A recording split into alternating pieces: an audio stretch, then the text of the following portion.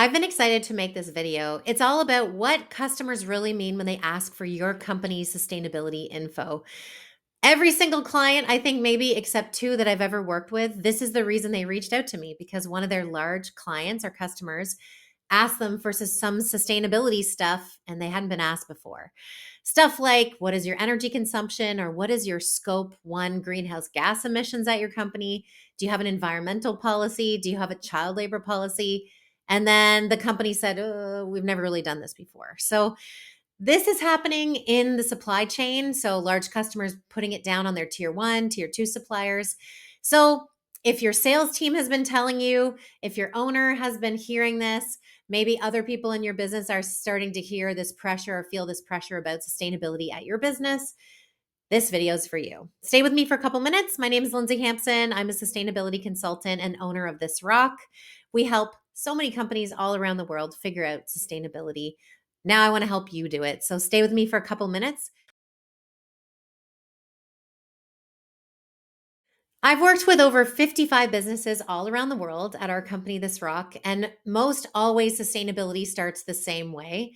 A big customer asks for something like energy data, as I mentioned, or greenhouse gas emissions, or a policy, a portal submission. If you've ever been told, please log into this portal and tell us about your company's sustainability policy. Or suddenly there's a spreadsheet in your inbox and it's called a sustainability assessment questionnaire, for example.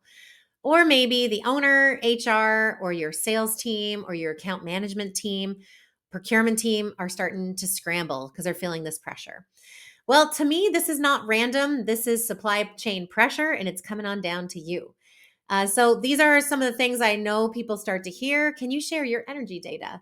Please submit your EcoVadis rating for us. These are the things that are starting to happen to a company near you or you. Who gets pulled into sustainability?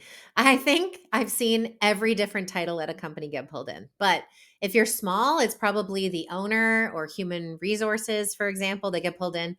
Or maybe like the salesperson who's just about to sell it or selling a repeat client of yours is saying, they're telling us we need these sustainability things now, for example.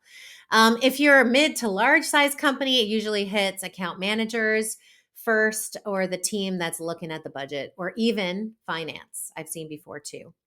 Then it flows to procurement or your supply chain or even the main person at the company like the president or EHS or even legal. So this is not a CSR, corporate sustainability project. This is revenue protection, is my experience. I've honestly seen companies lose their biggest client because they decided not to do the sustainability demand of their big customer. It's crazy.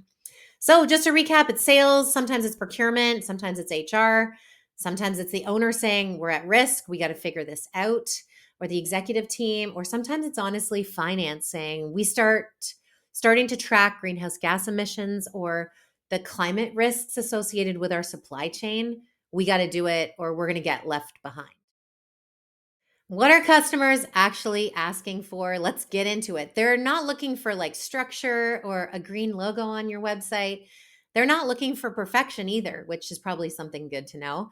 They're looking for your data, some policies, some real actions, not just fluff, and even sometimes some targets. So let's get into this a little bit further. Data could be energy consumption for your 7 offices, for example, or if you're smaller, maybe it's your 1 leased office. Maybe natural gas. Do you own any company vehicles? And we can get that to become scope 1 and scope 2 greenhouse gas emissions. I won't get into the weeds, but we apply an emissions factor to calculate that. And what I'm really talking about is a baseline year. So maybe we turn around and look at 2025, for example, and we pull all the data for 12 months.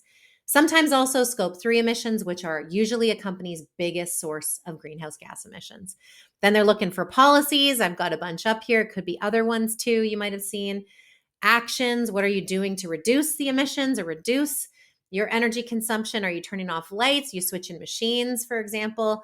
What about waste? What about your own suppliers? And finally, targets. It's not enough to just say, yep, we want to be net zero by 2050. Well, that sounds lovely, but how are you going to get there? So they want to know, do you have goals? How are you going to get there? Do you have any public commitments? And so on. What's the plan? Sometimes it's simple as an Excel spreadsheet. And sometimes it's as full as a portal submission in EcoVadis or Supplier Assurance, Ascent, Accor, the Carbon Disclosure Project or CDP. Sometimes it's SBTi they need you to do. I'm probably rhyming off way too many acronyms for you, but basically what I'm describing are portals that your large customer may ask you to go into to give them the sustainability information, and then they get the score or the rating on the other end. Look, I'm a busy business owner too, so I understand how it might be tempting to just ignore these requests. Well, you may be able to ignore them for a couple of months. Maybe you're getting an email from that large customer, or maybe you just signed a new deal and in the contract it said, hey, you're going to have to pay attention to sustainability, for example. But eventually you're going to lose leverage. You're not going to be invited to bid. You're going to lose that to a competitor maybe that has EcoVadis, for example, or has good answers to that SAQ I talked about. So sustainability is now part of the scoring of how they work with companies in the future. So you may delay a couple months, push back once, but eventually you're going to lose to preferred supplier status or just lose that bid. So long term, no. So what's the smart response? It's not about panic. It's about having some structure. It's about agreeing that, yeah, this is probably part of our long-term strategy to start thinking about sustainability because it's not going away. Assess the gaps. What do you have today and what are you missing? Maybe you don't have an environmental policy. Even if you're a service-based company, you're going to need it. Organize your data. So maybe it's even social data. It's how many employees do you have and do they have access to health benefits? That stuff's in sustainability too. Write the missing policies, track energy consumption, for example.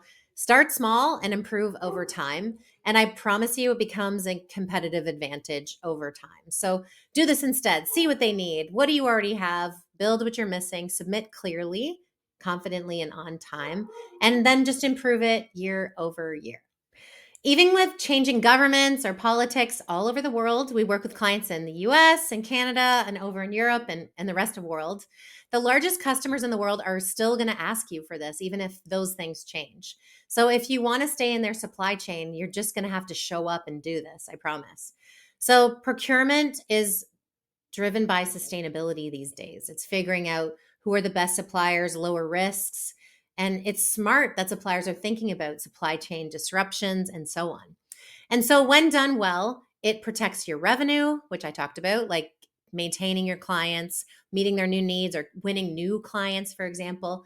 It strengthens your relationship with your current clients or customers, and even can save you money if you're starting to track energy consumption. Maybe you are going to come up with a couple of ways to reduce energy consumption, which costs money. So you can reduce the spend you have on energy, for example. But promise me, the big picture is sustainability is not going to go away. Maybe the most important thing that I've learned over the last 3.5 years is if a customer of yours has asked you for sustainability information, don't think of it as a burden. It's a signal.